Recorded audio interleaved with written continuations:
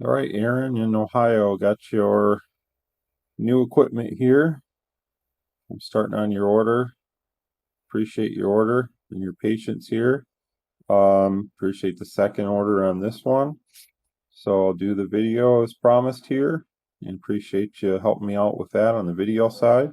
Um, so we got your microphone here. This has a battery already in it and ready to go. We'll hook this up and see how it works. I'll show you how I think it works the best with these.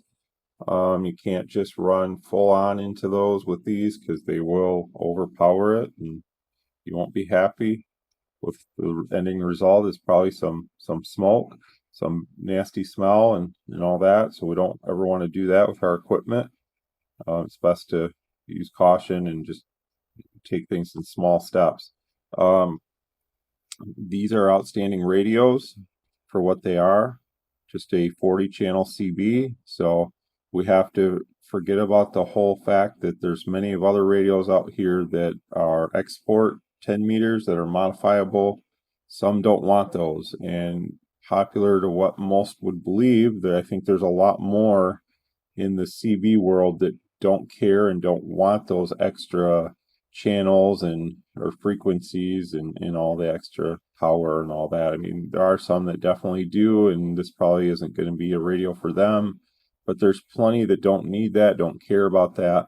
And eventually, I've been hinting at that lately, that in the next probably 5 years, the current situation and like the band conditions and stuff are going to change, and things are going to quiet down, and you're going to turn your radio on in days and not hear all the skip and the DX and all that stuff coming in. So at that point, unless you're an amateur radio operator, having those extra frequencies and stuff really aren't going to be that useful.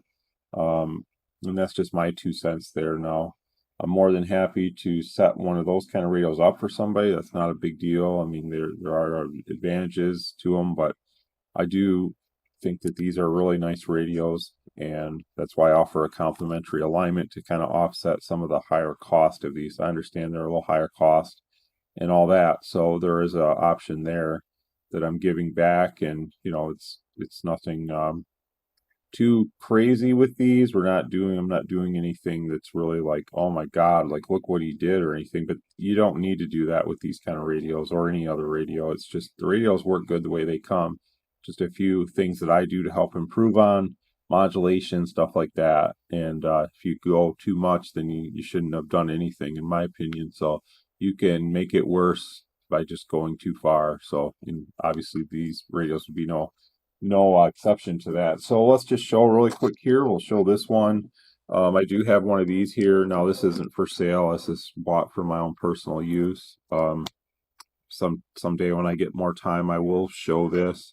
I'm going to show it in the standard operation. I really don't have any desire to change it and do like what everybody in the UK and Europe is doing with putting it into the export and all that. I don't really want it for that.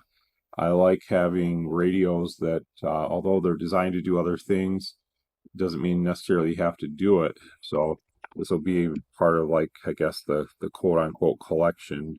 And if you look at this one, it's very similar. So to what we see here, other than the fact it doesn't say FCC on the front. So chances are you'll never see me convert it or anything like that. I didn't buy it for that. I just wanted it because we all know later with the CB radio hobby that if you keep things factory, like a lot of these guys are selling these older radios like Cobra 148s, Cobra 2000s, Cobra 148Fs seem to be a really popular one still. I would much rather have a GTL than a 148F because I think 148F went to a different factory. And although they were very popular, I don't think the board is as reliable and performance probably isn't as good. So Grand XL is another one. I have one. It's factory. I'll never modify it or anything like that. There's just something to be said later. Those that, one day like this radio probably will be like a classic in 20, 30 years from now when I'm like in my 70s in 30 years or something, and people will remember those when they first came out. And having one that hasn't been modified at all, although the modification is pretty easy and straightforward, you could have probably always put it back. It's just something to be said about keeping something the way it came. And if you're buying it to use it, that's different. I'm not really buying that to use that, quote unquote. It's just trying it and then putting it away so that I have one. I don't think they'll ever quit making it, but that's just me. That's kind of what I like. Would I buy another one maybe later and do that? Possibility, yes, no, I don't know. I'm pretty happy with these for what I need out of the radio. So that radio having extra frequencies and a little bit more power. I mean, let's face it, these are doing almost 30 watts PEP. So that George 2, which I believe has like the similar output as like the Aries 2 or the QT40 when it's in export. So what is it giving you? Another 10, at the most 20, and I wouldn't even say 20 because the Aries is usually QT40s is only about 40 pp. So what are we really gaining power wise? We're not gaining anything that's really beneficial there. I think most are just doing it for the extra frequencies, and if that's what you're into, that's fine, I guess. But for me, it's not even about that. So that's that. Maybe someday I'll do a video. Maybe I'll do like a side by side one of these versus this without doing anything to either one, just so we can see, just kind of for fun. But anyways, Aaron, I'm going to get on with your order here, and let me flip these around and show you the serial numbers here if I can. Somewhere on the box is where they are. Yeah, they're on the back. I got them upside down. So there's this one, this number here. These are out of two different cases. This was the last one out of a case. This is the first one out of a case. So I buy these in boxes of 6. So sometimes, again, there's nothing I can do about this. The boxes get a little crinkled and stuff. If I do see that one's damaged, then I won't sell it like the radio itself. I got a QT40 here that had a significant bend to the fin. Not QT40, QT60. And nothing I can do about that. I'm going to have to hopefully get an exchange if possible. See, my George 2 here also has a little crinkle to the case. This was probably a corner radio. It's not a big deal. It's just part of the way they box these. But it does bend the radio. I haven't actually looked at the radio, so doubtful that there's anything wrong with it, but you never know. So I'll start with this one first, and we'll just see. Sometimes I've thought about it when I unbox the cases of these, open them up, I mean,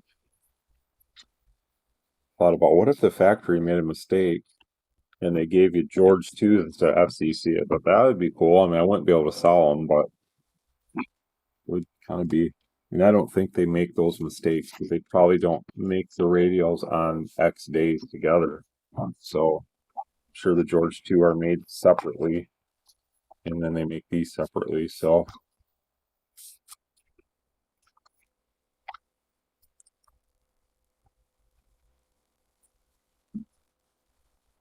just to let everybody know on these, there is a screen protector. This is a screen protector. The whole thing is a screen protector. So running this mobile hot climate, a lot of sun, you probably want to remove that. See, there's a little scratch. This is one of those, like you buy like a cell phone or something new, it has like that film on it. Although they make those a little bit easier to peel off than these. So if you get one of these, you see some scratching, it's the protector. It's not the actual screen itself. Same thing with the QT60. There's a peel off on it, but it doesn't really peel. You have to get up under there and pull it off. So that's just something I like to point out. So let's get started. I'll come back and show you the end here with the radio. We're only going to show one, Aaron. because they're identical in performance. So we'll get this one done, and then we'll show you it without, and then with this, and that should get you what you want to see, I think.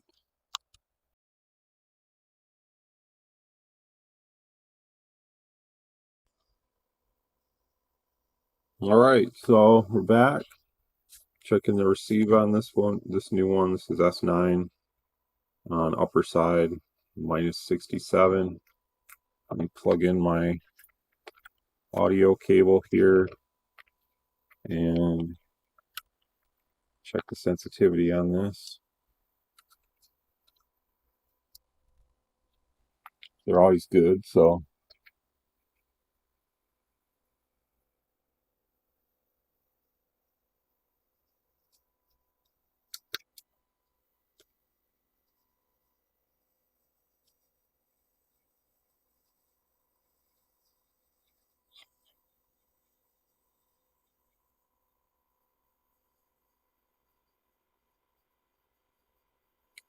there's 128 for an S1. So it just disappeared, so a little less than S1. And let's see if we can't point that out to you. Look at this meter. And it's a little more difficult when I have the tripod going, but we're already at the 12 mark there, so that's perfect. And we'll go over to AM, quiet that down, and go to AM and set the level to S9 for that.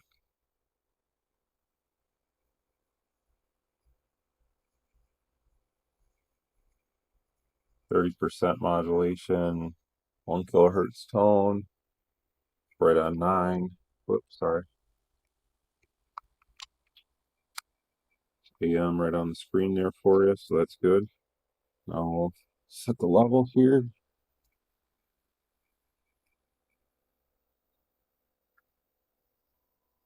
Just turn up the volume a little bit. Okay. Adjust this to, let's say,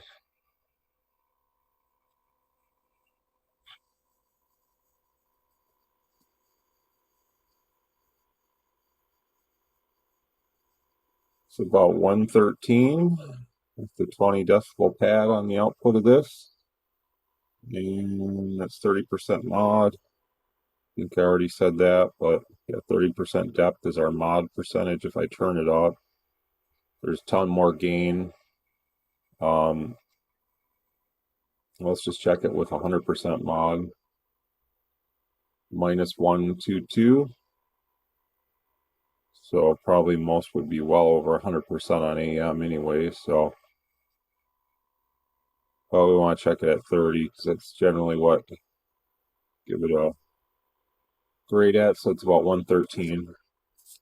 So it's good. They're always good. So I'm never really too surprised by seeing that. So there's the receiver. It's working well. All right, now I'm in the service portion. This is a really good one here. So there's no adjustment to adjust the BFO of the frequency, but this one is really good. So nothing to worry about here. Even when I say that they're not as good, they're only like 10, 12 hertz difference. So really isn't anything to really be overly concerned with. 10 hertz, 12 hertz, no big deal. You'll find that these are probably one of the most consistent CB radios ever made to date so far that will stay on frequency. Even the McKinley, although it's a very popular radio, the Bearcat 980, McKinley 2, there's a level of drift associated with those that you cannot overcome. Unlocking the clarifier is always an option on those, but it still doesn't correct the problem that the design of the outdated technology that was being used in those, but it was being used for so long that, you know, it's just what it was at the time. Some will say to this date that just because a radio has surface mount components that has something to do with the frequency stability, and I totally disagree. The surface mount components are just micro components taking place of diodes and resistors and stuff like that, you know, the older radios didn't have the technology at the time to incorporate. So we had diodes and resistors and transistors and all that stuff in there. The transistors usually are much smaller now in some cases. So surface mount doesn't mean that the frequency response to the radio is going to be any better. That's a design. These are software design. So I asked President a while back when these came out if there was a way to adjust it, and they never responded back. So assuming that there is no way on these to adjust them. So that would be one thing I would love to see change, but to my knowledge so far, there's nothing out there. There is a boot mode on these, so there probably is a way, but they're not willing to share, which kind of makes sense because there will be those that will abuse it, unfortunately, and they just don't want some of that information getting out there into the public. So gotta respect them as what they like and their wishes. Is FM power high? Is FM power low? Just a little adjustment there. TX mod. We'll take a look at it first. There's not a whole lot that can be done here. So it is going to be kind of, you can adjust it a little bit, but there's not a big improvement here. So let me get this set up and I'll be right back. All right, so this is our FM mod deviation top scale. So what we're looking at is 5 kilohertz. The 50 is 5, the 20 is 2. So remember, these are certified radios. So 2 kilohertz deviation is the norm here. And 1, 2, 3, 1, 2, 3. We're just using the factory President electret condenser mic here. So, we're just a little bit under 2, which is normal. They're not going to usually go over 2 by very much. So I will make a slight adjustment here. And we'll see what that does, if anything. So it really doesn't do a whole lot for us, but try to give it just a touch more deviation. So there it is. I mean, just a little bit more peak deviation. Anything really helps. Keep in mind, if you're talking to someone is talking on this radio, this George FCC, and you're on a 10-meter radio, which is wide-banded or export modded, whatever you want to say. They're probably looking for more deviation. I'm assuming that's in the wide format for receive and transmit, which will probably be closer to 4 anyways.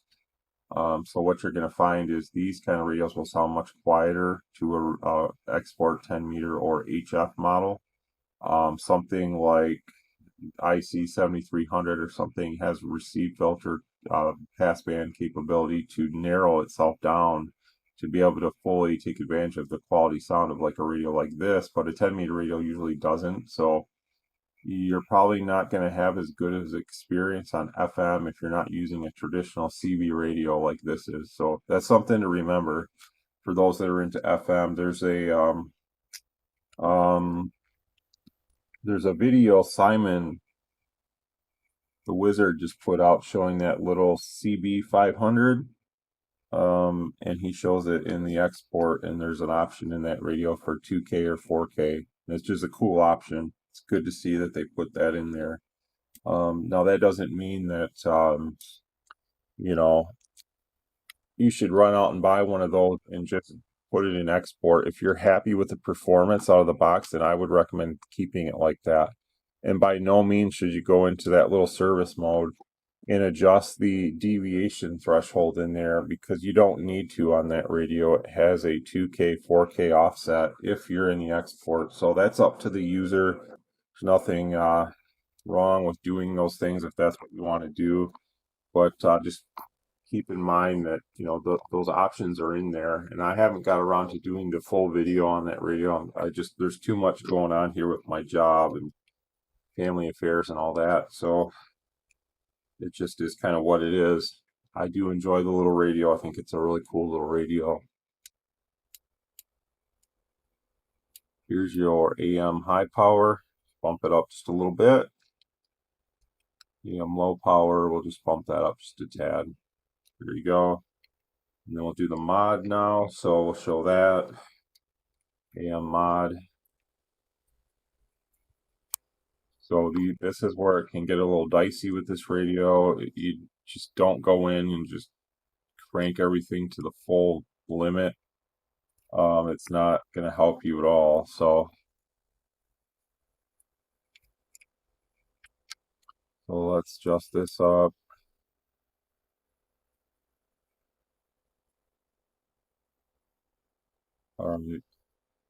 Looking good. This is the low power mod, so it's a little low, but it's not horrible or anything. It's really good right out of the box. So we'll go in and make a slight change. Here it is up here. Looks really nice. It's 20 kilohertz. Each box is 2 kilohertz. From here to here is 2 kilohertz. So each division, whatever you want to call it. So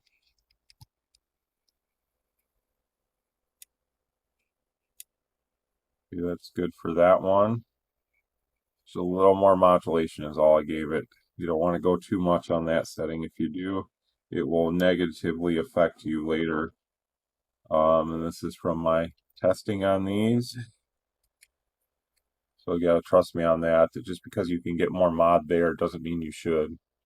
It won't work out well the way this is designed with the RF power threshold. So this is high power. Now this one you can extend it a little bit more, I found. So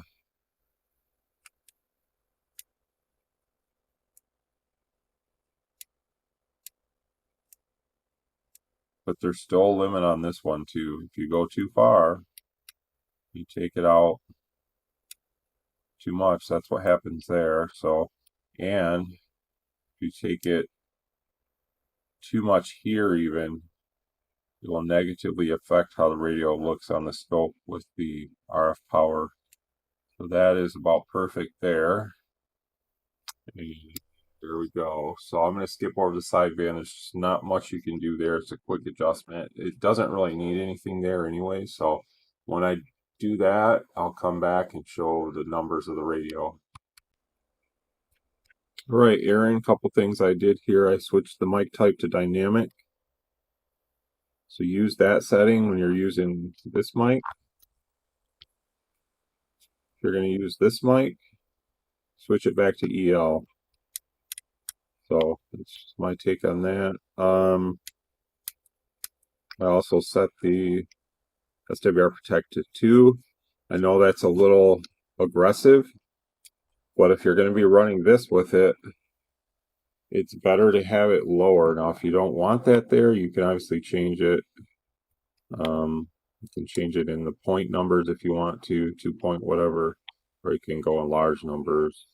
Basically no protection if you keep going. So it's crazy that it will allow you to go that high, but it defaults at 2 is the lowest, I believe. Yeah, the lowest is 2. So 2 to 20. Wow. They could have made that a little more. I guess anything over like 3 really is all you need. So 3 would be the limit, I think. I don't think you need any of that other stuff, but we're going to leave it at 2 and see how it performs. Now, it's on my dummy load, so in your antenna, assuming that your antenna is adjusted properly and that you run a filter with this, now I highly recommend that you put a low-pass filter in line with this. Now, having said that, if you do that, which I think you should, you're not going to be able to use the NOAA weather feature. The filter will filter that signal out coming back in, so that's something you'll have to decide for yourself. But at least with this, now I don't know about your other one. You say you have something, I think it was a 200B or something it's called. I can't find much out about that, so you're gonna have to be careful with that one. I would recommend running a filter with any amplifier that is designed to be used on X frequencies.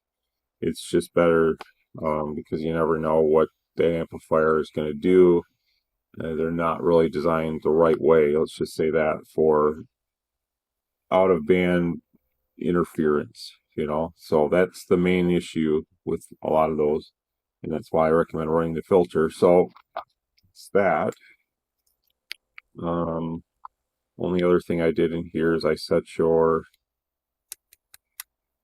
when you TX, it'll show SWR on the screen. right here. If you don't want that, you can go back to timeout, timer, frequency. I'll leave it at SWR. I also shut off the key beep. I find it highly annoying, so that's just shut off for my convenience. If you like it, then you can easily switch it back on, but I don't like it, so that's why I do that. So now we're just going to check the power really quick here on this radio. So when we want to adjust RF power, it's very simple. Just key up, press the button. There's your RF power at your fingertip. Press it to or turn it to wherever you want. Let off the key, it stays there. So there's that. So we're just going to check and kind of see what we have here without the little RM hooked up. So keep in mind, I don't really endorse using these on these frequencies with these radios, but there's nothing I can do to stop someone from doing it. I like to sell these as 10 meter for somebody running a low power 10 meter, like I don't know, like if you have a filter or something, you have like a QRP rig or something, it would be great with the low pass filter. So to give you a little bit more power. I don't know why you would buy a QRP rig though.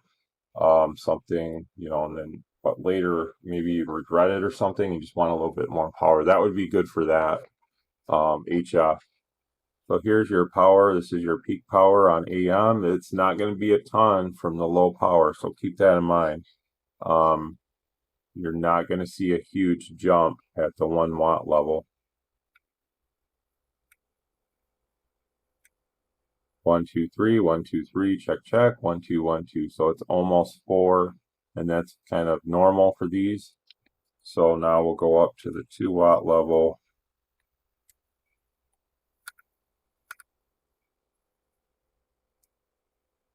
There's the 2 watt level. So at 2 watts, the radio starts to wake up a little bit more, and this is a good level for this. So just keep that in mind as a mental note. On the 2 watt level, it says RF power 04 on the screen. So that's that.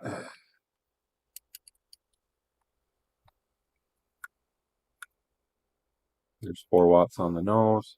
And on the peak power at 4 watts, then the radio kind of unleashes a little bit more, and then we see a little bit more peak power. So you definitely don't want to ever run that like this, because that will not be good for the little 203 unit there. So 1, 2, 3, 1, 2, 3, check, check, check. Okay, here's sideband really quick. So the sideband with the RF power all the way up. So this is why I'm saying they're really healthy performers on sideband. And there's nothing, really, you don't really need anything with these on sideband. I mean, this is really good power for this radio. It's really surprising how well they've done.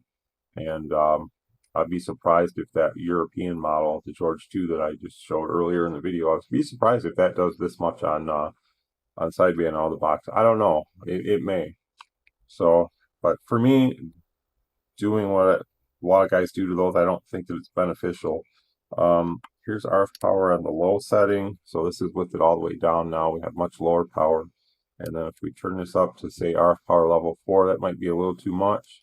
I think on these it's like RF power level 2. RF power level 2, 1, 2, 3, 4, 5. And when I say level, I'm saying from 0 to 10, or 1 to 10. I'm sorry, it's 0, 1, and it goes up to 10. So here's 10 right here.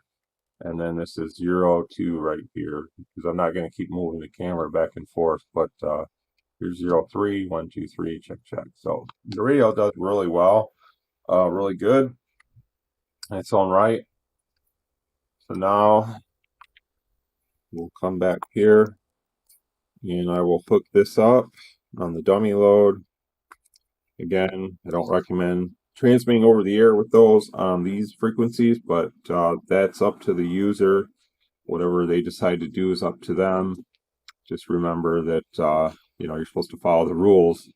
So if you do, that's great. If you don't, well, that's up to you. And that's something I try to stress on my channel. I don't promote stuff like that. But if you do it, that's up to the user. So let's get that hooked up. We'll check it out, and I'll show you how it works with this. Okay, Aaron, so we got this hooked up, and I'm just using this little switching power supply here.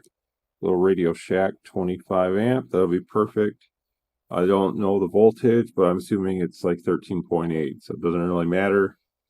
A little bit extra voltage isn't going to give you any noticeable difference on the outgoing signal anyway, so let's not worry about that. The radio is being powered off my RS70, so that one is coming off the power pole off the front, and right now it's saying 13.6, so we'll just say that it's somewhere around 13.6, 13.8, and call it a day. As far as that goes, if you have to overvolt things to feel good about power, then that's up to the person using the equipment, but I don't think voltage.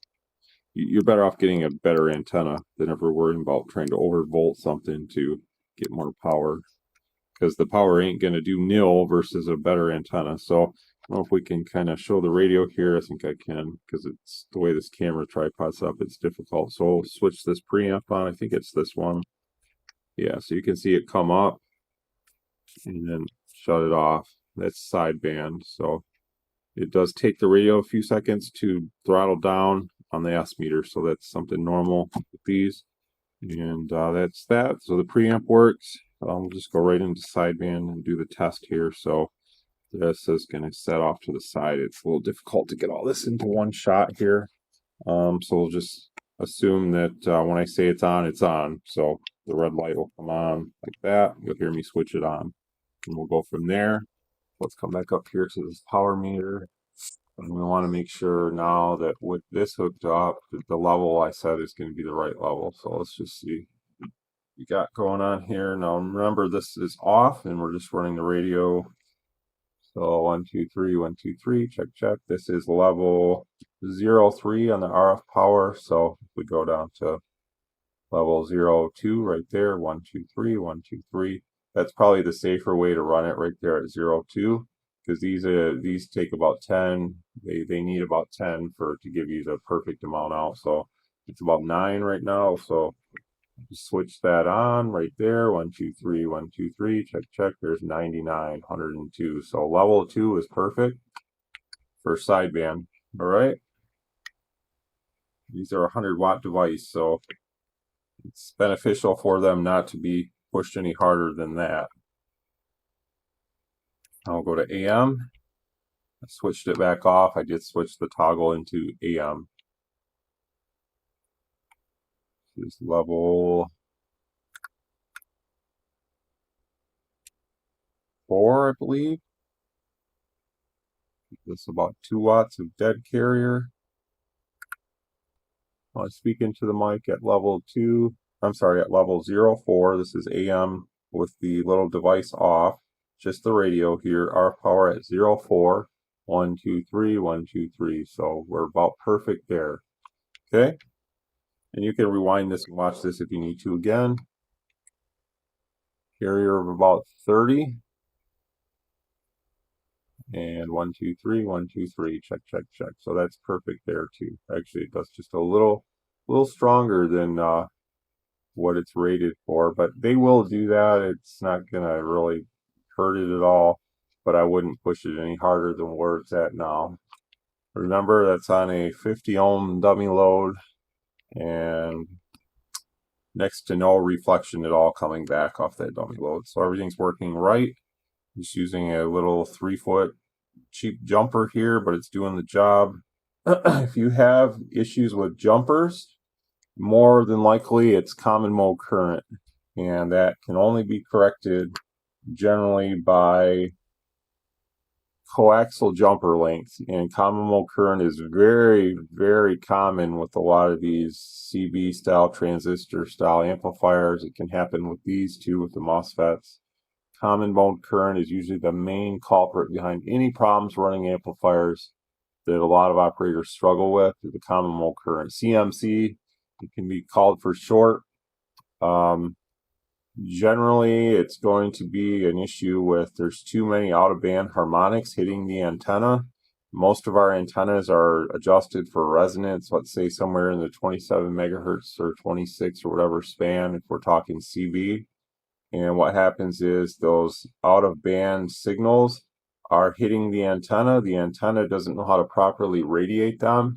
Although some are leaked out the antenna, obviously, a lot of it isn't, and a lot of it is sent right back down the coax line towards the transmitter, and that will cause high SWR. It will cause lots of reflect at the feed point of the radio or set amplifier. There's a lot of things that can happen with common mode current that a lot of operators don't have any idea. It can cause a lot of struggles there. So it's best to run a low pass filter, LPF, with this, and then you will have next to no issues probably with common mode current, because you're filtering out all the out of band garbage that this little device will produce. And I will show that again because it's important to show. So let's do that. Let's take this out to span of, let's just say, we can go out to 100 megahertz, because really there's the really nasty one. The really nasty one outside of that. So let me come back and I'll get that set up. But I showed you what I need to show you on how to use it with this. Although I don't recommend using it with this, that's entirely up to you. Alright, so just to show that really quick, we're still on AM. I didn't adjust anything. So there's our power output, 1, 2, 3, 1, 2, 3, check, check. So it is doing about what it was doing before. So now we're going to come over here and look at the spectrum analyzer. And this is probably the boring part. It's too technical and most may or may not understand. And it's probably not the best example, but it is the example that I have to show. So obviously we're on a large span of frequency here. So we're starting at 0 hertz over here. We're entering at 500 megahertz. So I'm assuming at this situation that we have about 50 megahertz per space here. Each box is around 50 megahertz. So that's what we have. I'm using the coaxial dynamic attenuator. It's good up to like the gigahertz or something. So we're getting a good live feed of what this is doing. So this is our carrier, and it's your second. It's not horrible. The third is just downright disgusting. So this is a major issue here at 80. And then another one that's really bad is, there's the fourth. That's kind of normal. It could be lower though. The fifth is horrible. So there's a lot of issues. So that's why the low pass filter is very important. You can look for one of those online. There's tons of different options for those. Just make sure whatever one you get, it can handle the power that you're wanting to run through it. So that's another thing that you want to keep in mind. So if you get yourself a low pass filter, you'll clear all that up. You'll have a level of attenuation of usually above 30 megahertz. And then what you'll see on here will be very clean and quote unquote what it should. So, but you can read about that in the manual that comes with this. It's all documented in there that they highly recommend, and they highly recommend that you don't use it on said frequencies here, which I also feel that way. But again, that's up to the user, not up to me. So this is all done for you, Aaron. I'm not going to show the other radio because I've spent a lot of time with this video. I think you got what you wanted out of it. The other radio will work identical as far as performance wise and all that. So I think we're done, and I hope you enjoy it, and I'll get this hopefully heading your way today. If not tomorrow. I think I said tomorrow would be the date. So if I can, I'll try to get it today, but if not, it'll be tomorrow. So thanks a lot, and take care out there, everybody, and we'll catch you guys on the next one. 7-3.